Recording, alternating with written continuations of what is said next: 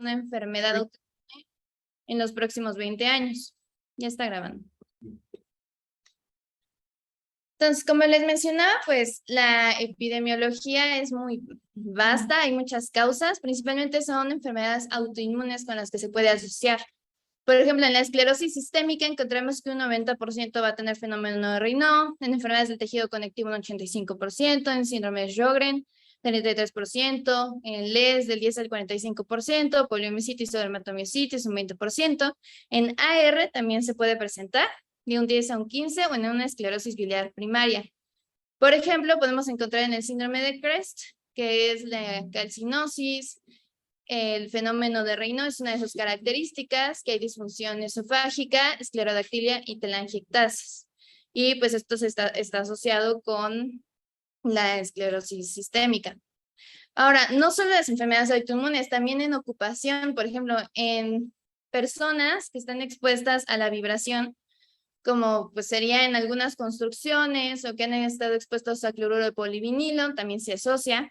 Algunas drogas o fármacos como los betabloqueadores, fármacos citotóxicos, sulfasalazina, el interferón alfa o beta, infecciones como el virus de la hepatitis C, B o el parvovirus, y puede darse en otros síndromes como en cirugía bariátrica o en anorexia nerviosa.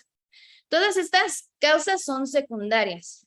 Ahora, tenemos que aprender a diferenciarlas de las condiciones que mimetizan un fenómeno de Raynaud, mas no significa que sea uno. Principalmente estas alteraciones ocurren porque hay oclusión de los vasos, mas no hay vasoespasmo. Y es importante identificarlas porque algunos fármacos que se dan para ayudar al fenómeno de Raynaud pueden empeorar las condiciones que lo mimetizan. Entonces es importante que siempre las descartemos, como podría ser la aterosclerosis, la arteritis, microémbolos o la microangiopatía diabética. Y pues hematológico sería la crioglobulinemia, la criofibrinogenemia o una policitemia. Y hay otras causas que pueden empeorar el fenómeno Raynaud, como serían algunos fármacos que ya se mencionaron, el hipotiroidismo o el síndrome de salida torácica o una fístula arteriovenosa. No sé si hasta aquí guste agregar algo, doctor. Sí, bueno, nada más para comentarles. Ustedes que han hecho muchas casuísticas en la corte de tránsito, normalmente se observó que había mayor incidencia en pacientes que tomaban alcohol, por ejemplo, pacientes con tabaquismo, pacientes con mayor edad, sobre todo para presentar un síndrome de Raynaud como tal, como antes se decía, un fenómeno de Raynaud secundario. Entonces, hubo asociación un poco de la quinina y otras cositas, que al último no se demostraron mayores cambios, ¿no? Y yo creo que ahorita que ya de la fisiopatología y de las características, van a ver que no todo paciente porque tiene fenómeno de Raynaud se les va a estudiar. O sea, muchas veces ven, que es que no me Raynaud, hay que buscar tal. Es que no. La incidencia en un paciente joven es muy baja. Entonces, ahorita yo creo que más o menos cuando hablamos de diagnóstico, vamos a ver a qué paciente sí se le estudia, a qué paciente normalmente no se le estudia, ¿no? Porque ya vieron la prevalencia hasta el 20%. Eso es altísimo, ¿no? Gracias, doctor. Entonces, en la fisiopatología, pues principalmente todo esto va a estar relacionado con el tono vascular y que va a estar involucrado el sistema nervioso, el endotelio, el músculo liso vascular o algunos agentes vasoactivos. Entonces, por ejemplo, esto va a ser por un desbalance que va a haber entre la vasoconstricción y la vasodilatación, llevando a una vasoconstricción excesiva en las arteriolas pequeñas, las arterias precapilares y los shunts arteriovenosos. Principalmente lo podemos ver en las extremidades, pero esto no significa que no haya como una distribución sistémica o que ocurre en otros órganos, nada más que no lo alcanzamos a ver. Entonces, empezando por el sistema nervioso, pues vamos a encontrar que hay algunos mecanismos neuronales. Entonces, como les mencionaba, pues normalmente cuando la temperatura disminuye, es normal que se reduzca el flujo sanguíneo en la piel para conservar el calor. Sin embargo, este va a ser exagerado en pacientes con fenómeno de Raynaud. En personas que, por ejemplo, tienen exposición por vibración por su trabajo, la vibración local en una mano va a causar vasoconstricción como refleja de la otra mano. Sin embargo, hay un bloqueo nervioso proximal y esto pues es lo que evita que en casos donde usemos máquinas vibratorias que no lo usemos frecuentemente, pues tengamos fenómeno de Raynaud. Pero si este bloqueo nervioso no funciona, entonces pues se va a evidenciar. O la otra es que hay una desregulación para responder normalmente a estímulos como es el estrés o el frío, y esto va a llevar a vasoconstricción. Ya metiéndonos un poquito más a lo que son los canales y algunos receptores, pues encontramos que la adrenalina y los adrenorreceptores están muy relacionados. Pues como sabemos, gran parte de estos receptores van a causar vasoconstricción y estos se encuentran entre las fibras nerviosas y el músculo liso. Hay 9 subtipos, pero principalmente lo que es el alfa 1, que se encuentra en la arteria radial, y el alfa 1 y 2, las arterias digitales, son los que están más involucrados porque son los que provocan vasoconstricción periférica. Se ha encontrado, por ejemplo, que algunos pacientes con fenómeno de Raynaud tienen un subtipo del alfa 1,2C que está sobreexpresado y esto provoca más vasoconstricción de la normal. También algunos otros como el neuropéptido Y o algunos genes como el gen relacionado del péptido de calcitonina, la sustancia P, la neuroquinina. Entonces, todos estos factores van a provocar que neuronalmente haya más vasoconstricción. Y eso lo característico normalmente del fenómeno del no primario, ¿no? O sea, Sí. los sectores alfa-adrenérgicos por el sistema simpático normalmente generan contra esa vasoconstricción. Y es lo que se presenta en el primario. Y en el secundario hay más infección muscular. Ah, sí, justo. Esos mismos son los de la migraña. Sí. Ciertamente que tiene que ver también con, por ejemplo, con la fibromialgia, ¿no? Uh-huh. Igual por el sistema simpático, así es. Para Claro. Bueno, entonces justamente como mencionaba el doctor, lo primero que dice esta diapositiva, que pueden haber anormalidades vasculares de dos tipos, unas que son estructurales y otras que son funcionales, pero las anormalidades estructurales están más relacionadas con un fenómeno de Raynaud secundario a uno primario. Y esto, por ejemplo, ocurre porque hay una activación de los pericitos, hay una migración anormal de las células vasculares lisas, que esto va a provocar fibrosis en los vasos sanguíneos. Esto va a provocar que se engrose la íntima y se ocluya el lumen. Entonces, pues eso va a hacer que no haya un flujo sanguíneo efectivo y que también haya una angiogénesis inefectiva. Estos cambios son los que se visualizan por la capilaroscopía, que lo vamos a hablar más adelante. Y pues ya, por ejemplo, si hay alguna anormalidad funcional, se puede encontrar tanto en el primario como en el secundario, que es lo que usted mencionaba, ¿no, doctor?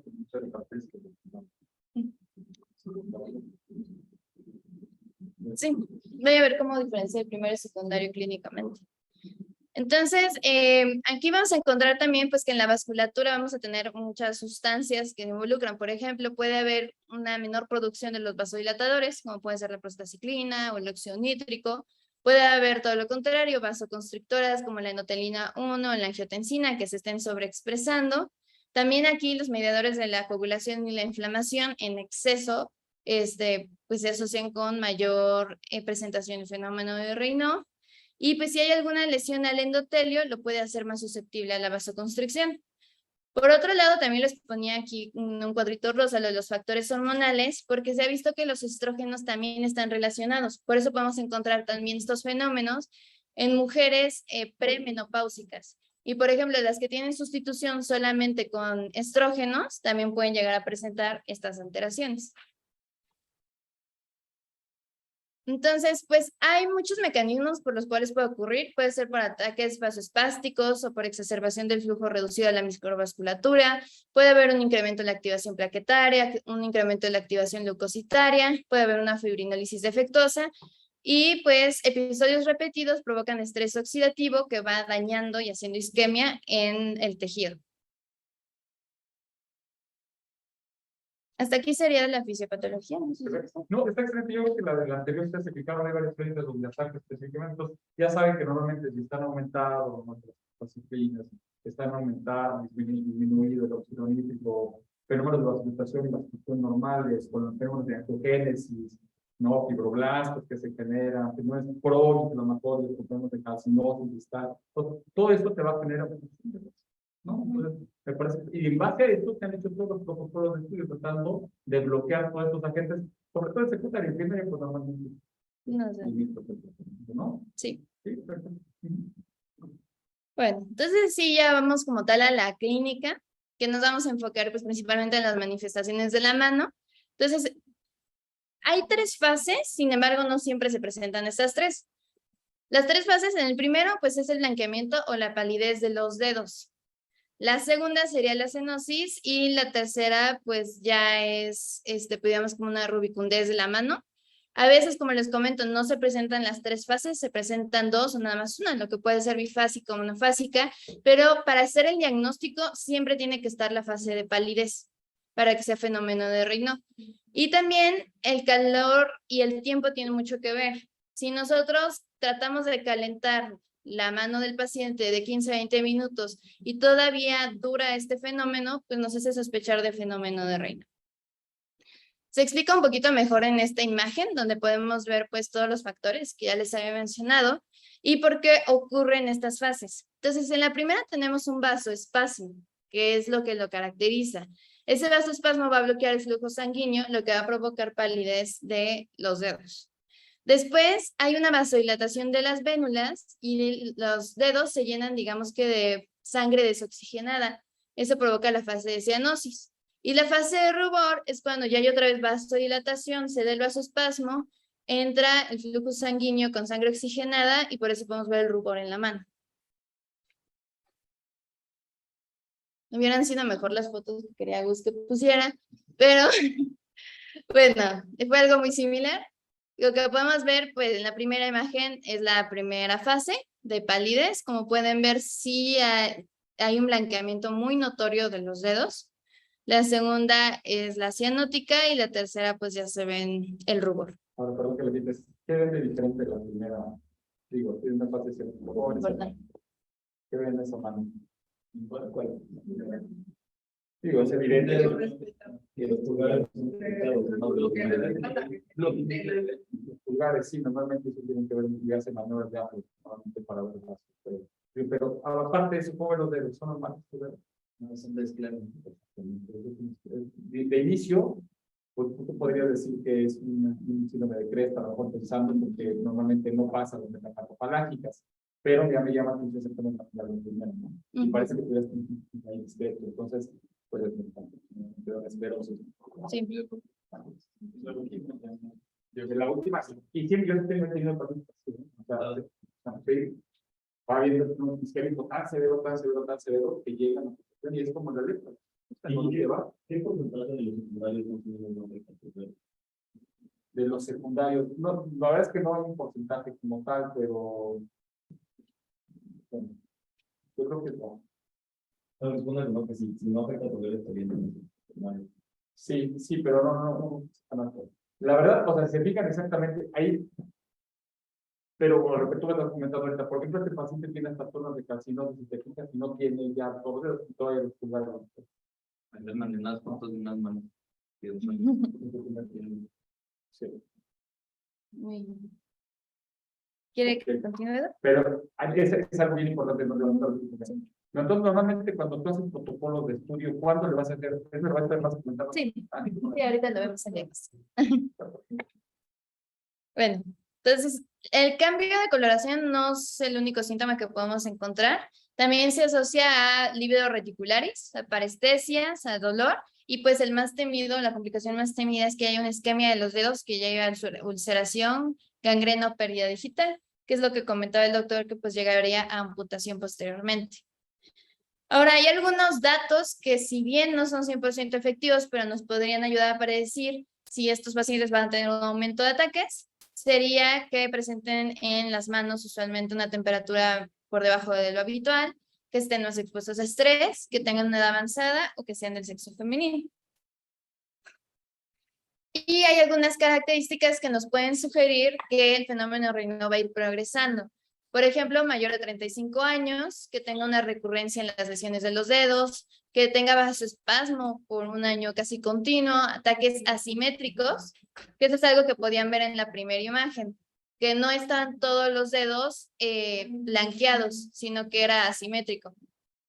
También podría ser esclerodactilia, como lo mencionó el doctor, ulceración digital.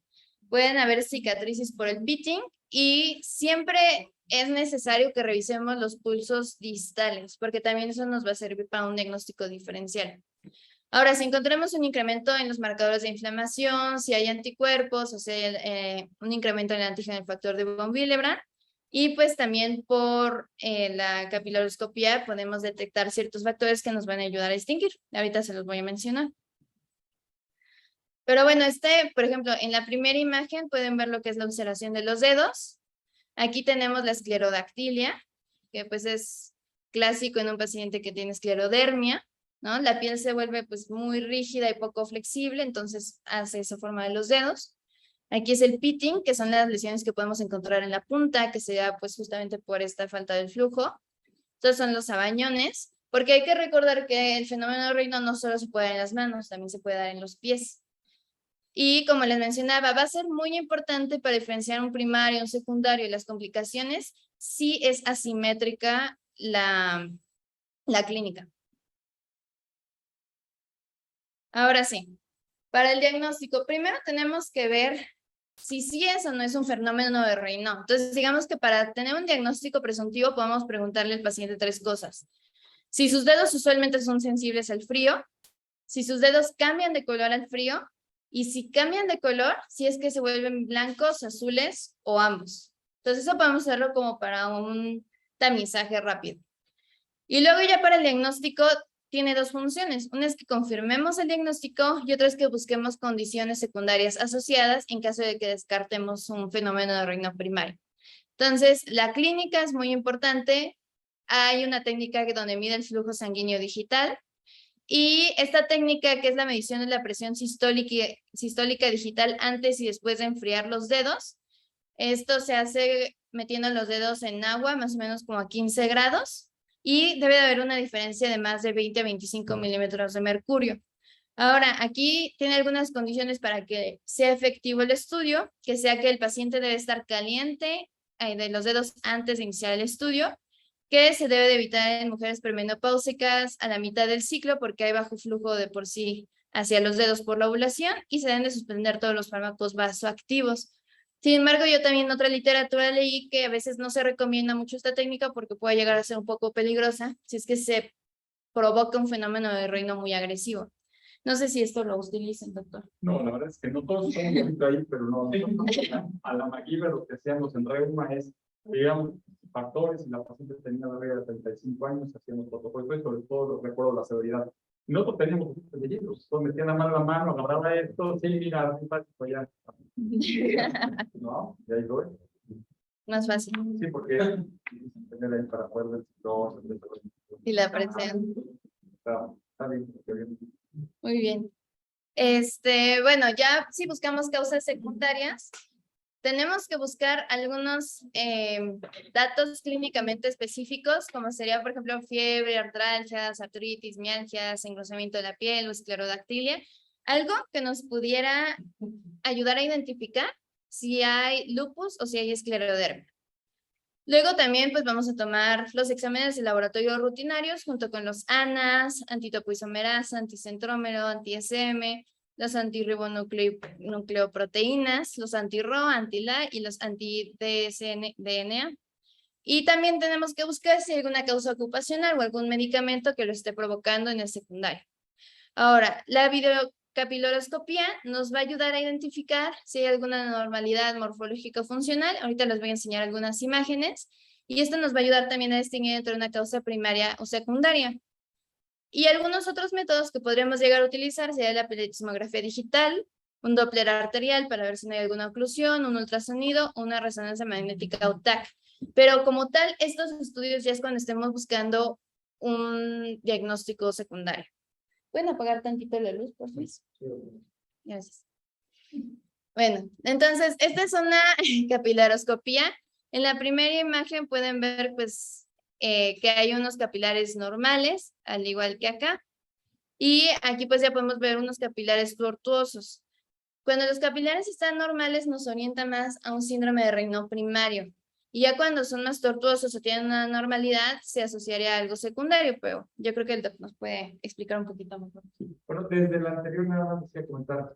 Normalmente los anticuerpos que vas solicitando depende de dónde estás. Digo, si estás en el hospital, pues me avientas toda la batería. Pero cuando estás por externo, cada anticuerpo por entonces no puedes decir, me vas a hacer anti-RO, anti-LEA, factor reumatorio, CCP, ANAS, lineal periférico, buscas te das por lo más frecuente. Si tú sabes que el 80-90% está dado específicamente por alteraciones como la esclerosis, pues normalmente te vas con un anticentrómero, un 70 y luego pides unas sanas. Y en el ANA a veces pasa, si es un lineal periférico, un homogéneo, más puede ser luz.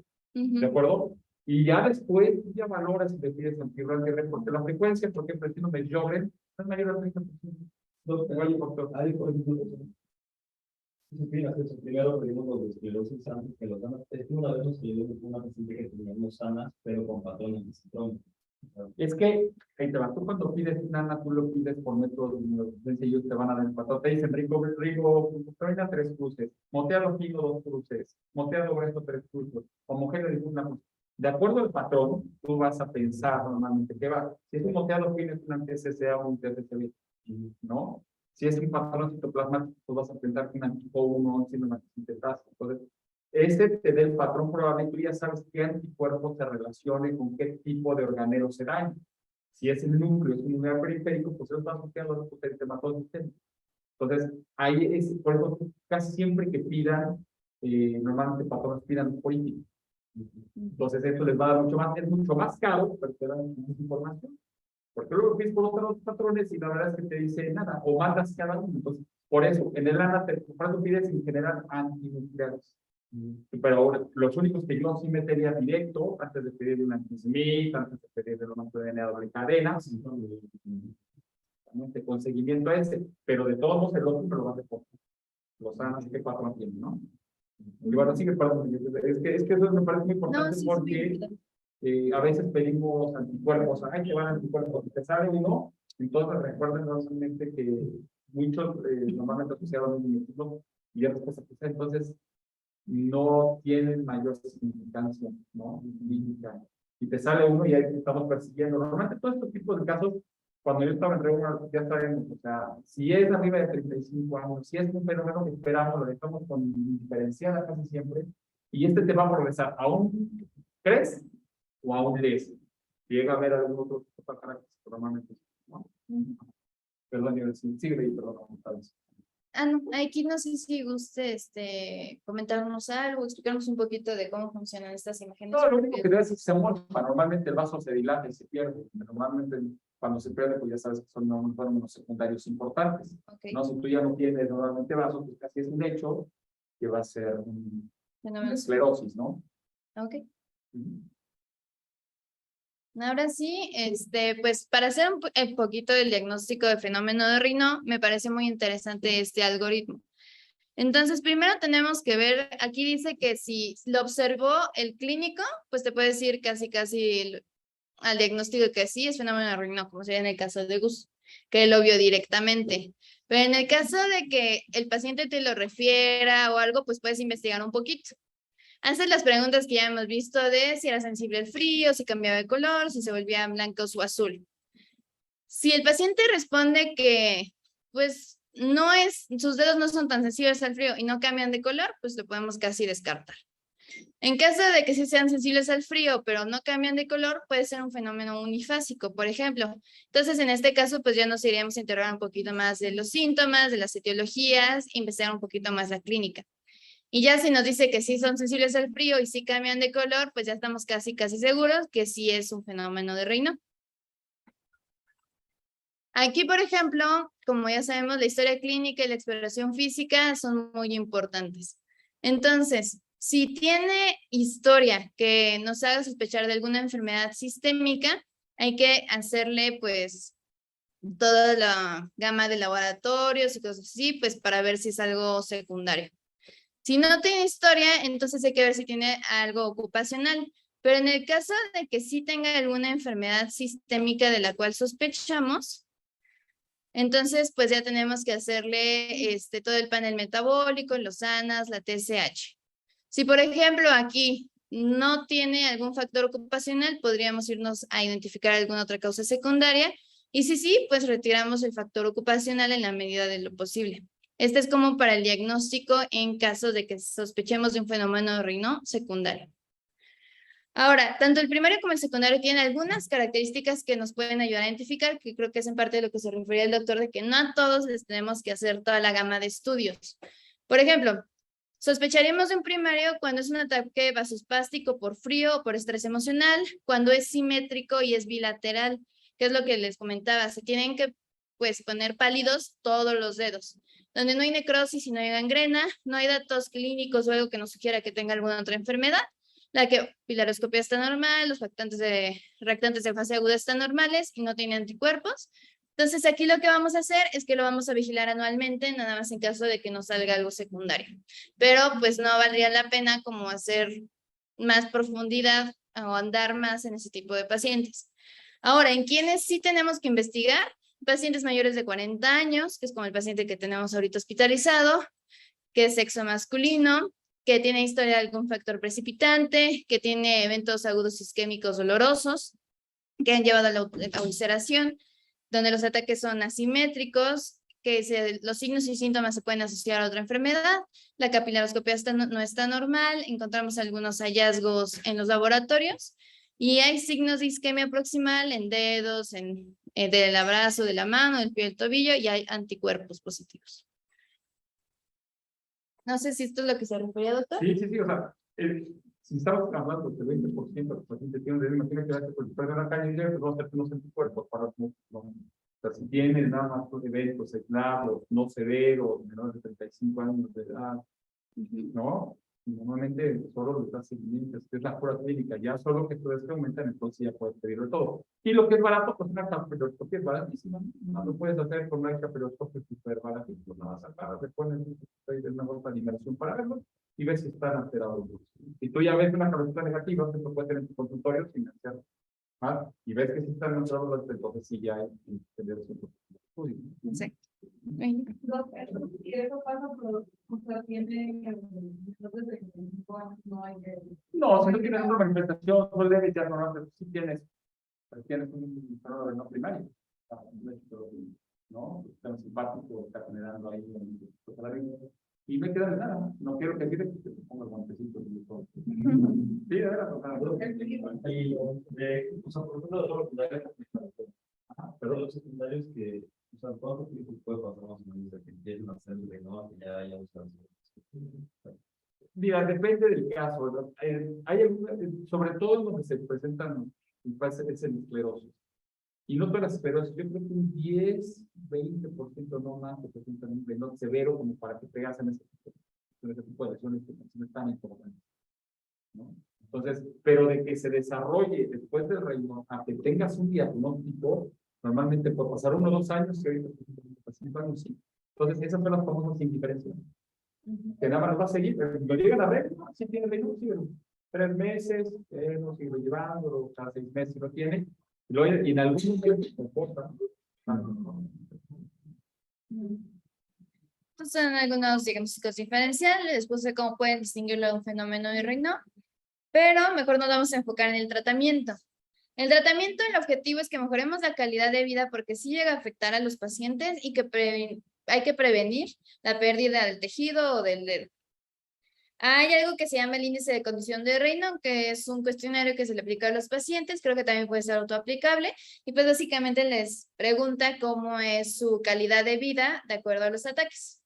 Aquí hay un ejemplo que, por ejemplo, les preguntan cuántas veces ha estado expuesto a temperaturas frías y cuántos ataques ha tenido por estas temperaturas, y así hay varias preguntas. Cuando excede de 15 puntos ya es clínicamente significativo. Ahora, siempre debemos empezar por medidas no farmacológicas. En la mayoría de estos fenómenos pueden ceder a estas medidas que son como evitar el frío, hay que mantener el calor de todo el cuerpo y digital. A veces nada más les ponemos como guantecitos o unos calcetines calientes, pero en realidad es importante mantener a todo el paciente caliente. Hay que evitar que tengan trauma, que si van a pasar a quirófano que estén calientes, y hay que evitar los fármacos vasoconstrictores. Yo les voy a explicar un poquito más de los fármacos y después vamos a ver los algoritmos. Entonces, estas son las medidas no farmacológicas. Ya como tal, el tratamiento principalmente pues va a ser con vasodilatadores, y pues este tratamiento se da en pacientes donde las medidas no farmacológicas pues no funcionaron. Entonces, en pacientes que tienen síntomas graves que interfieren con su vida, sin embargo, no tienen algún daño en los dedos que vaya a llevarlos a ulceración o que pierdan el dedo, les podamos dar este tratamiento. El gold standard o el que se recomienda es el nifedipino, porque aparte de ser un vasodilatador, pues también ayuda a la antiagregación plaquetaria. Este se recomienda de 5 a 20 microgramos y pues iniciar a las 12, cada 12 horas, y en caso de que se requiera subir de dosis, cada 8 horas. Y este se ajusta cada 10 días o cada 4 semanas. Como segunda opción podríamos utilizar el prazosin. Por ejemplo, también puede ser el sildenafil, el oxalato de naftidrofuril, nunca lo había escuchado, pero también lo recomiendan. El nicotinato de inositol y la timoxamina. Entonces, estos fármacos se pueden ir escalando en dosis. Cuando no funciona el de primera línea, se puede usar el de segunda línea, pero cuando ya no funciona nada de esto, pasaríamos al siguiente tratamiento, que sería intravenoso. Ahora es importante que reevaluemos esa terapia de 3 a 6 meses para ver si está funcionando o si no está funcionando. Ahí, por ejemplo, puedes cambiar, los autores estudios son con nifedipina, por ejemplo, las hidropiridinas, pero también puedes usar el ranolidina por miligramo, normalmente dice 2.5 a 5 miligramos como opción. El prazosin, la verdad es que sí se utiliza, normalmente no tan alta, pero la verdad es que no genera nada, no tiene gran peligro. Y el sildenafil solo en casos graves, no hay. Yo digo de vasodilatador. Sí, ahí está el tema de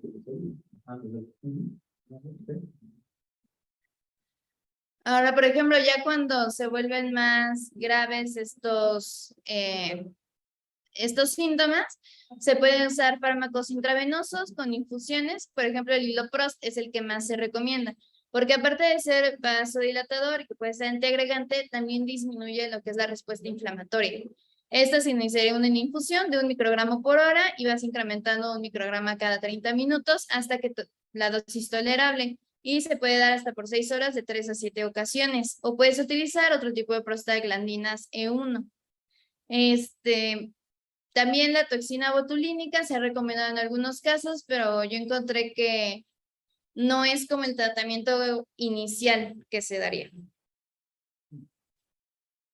¿Tiene algún comentario aquí, doctor? Sí, no, o sea, lo que están ahorita viendo es que normalmente un tipo de pacientes se tratan con tratamientos tópicos, solo los muy severos, donde hay una zona de necrosis importante, ya les metes los tratamientos por infusión. Difícilmente le vas a dejar un tratamiento con infusión a un paciente que tenga hasta un riñón moderado. Solo es cuando ya está haciendo zonas de necrosis. Esa es la principal indicación. Cuando ya se están viendo como este paciente que tiene algo que ver algo que no tiene todo.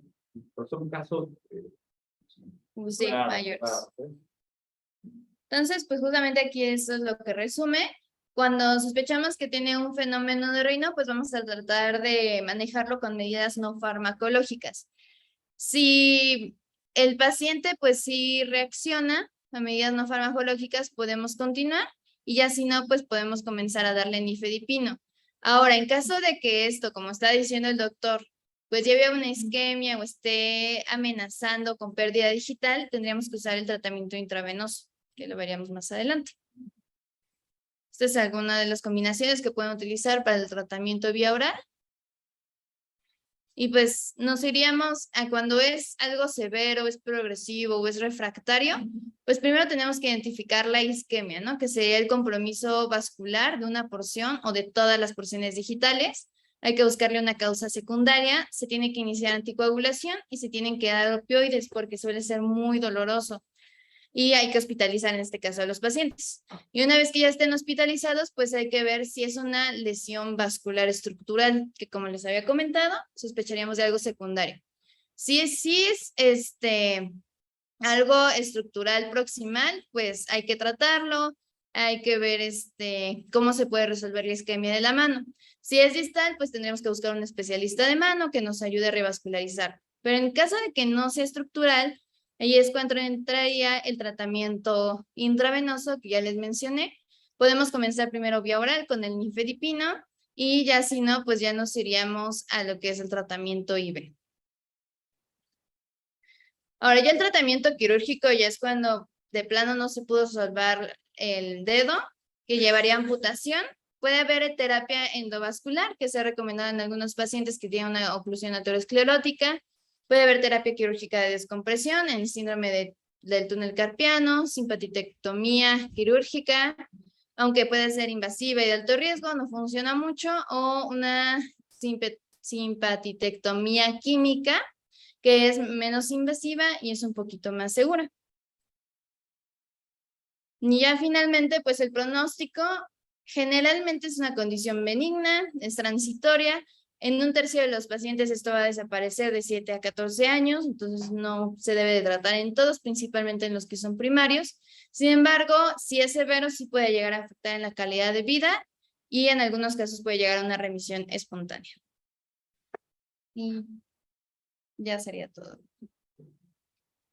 Bueno, en palabras nada más aquí lo que debe quedar es qué tipo de anticuerpos voy a pedir, a qué pacientes le voy a hacer protocolo y a qué pacientes no le voy a hacer protocolo. Si yo tengo un capilaroscopio largo, veo una capilaroscopia y veo si tienen un paciente que yo estoy pensando de pedir mil cosas porque es un estudio barato y fácil de hacer, ¿no? Y que además te dan muchos datos aparte de esto. Saber que normalmente esto van hacia una enfermedad de esclerosis sistémica, ya sea local o diseminado, o difusa como tal, o lupus eritematoso, y que hay otras enfermedades que también lo puedo dar, pero ya esto ya viene normalmente en menor proporción, ¿no? O para no estar repitiendo una batería de estudios que a veces no necesitan, ¿no? Los tratamientos, pues, con esto normalmente la fluoxetina se utiliza, lo comentaba normalmente por la serotonina, sí debe utilizar, y sobre todo porque estos fenómenos los tienen hoy, porque estos fenómenos de depresión oxidada, sobre todo cuando tiene una causa secundaria, ¿no? Hay algunos protocolos de estudio con otros tratamientos, con anti-TNF, pero va a depender mucho de cuál es la secundaria. Si, por ejemplo, está asociado a lupus eritematoso, están completamente contraindicados por el tipo de perfil, ¿no? Ahí atacas un TH1 cuando en el lupus hay una alteración en TH2, ¿no? Pero si es una esclerosis sistémica con un daño local en órgano, entonces sí puedes atacar un TH1 y te va a tener el proceso proinflamatorio. Y recordar que esto es una vasculopatía a diferencia de una vasculitis. No como sabes que puede dar vasculitis en muy pocos casos, porque puede dar, pero aquí es una alteración del vaso, ¿no? Nada más por el mismo vaso y pérdida de mecanismos controlados. Así es. Gracias, doctor. Muy bien. Excelente. Listo, chicos, gracias. Bueno.